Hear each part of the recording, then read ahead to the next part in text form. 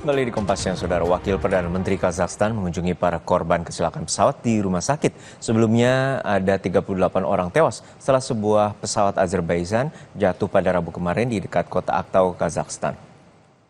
Wakil Perdana Menteri Kazakhstan Kanat Bozumbayev mengunjungi rumah sakit untuk melihat kondisi para korban pesawat Azerbaijan yang jatuh pada Rabu kemarin. Seorang korban selamat di rumah sakit mengaku tidak dapat menemukan istrinya setelah kecelakaan pesawat tersebut.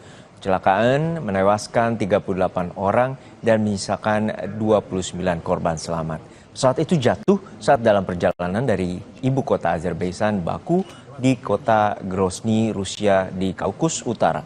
Pihak berwenang Kazakhstan telah memulai penyelidikan untuk menentukan penyebab kecelakaan, termasuk kemungkinan adanya masalah teknis. Pihak maskapai berjanji untuk terus memberikan informasi kepada publik terkait insiden ini. Azerbaijan Airlines mengadakan konferensi pers di Bandara Baku pasca kecelakaan pesawat penumpang yang terjadi di Aktau, Kazakhstan. Tim medis dan peralatan medis yang diperlukan telah dikirim ke Kazakhstan melalui udara.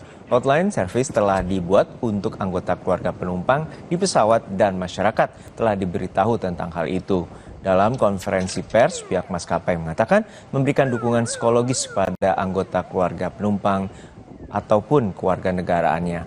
Saat ini perusahaan atau proses penyidikan sedang berjalan bekerjasama dengan Kejaksaan Kazakhstan.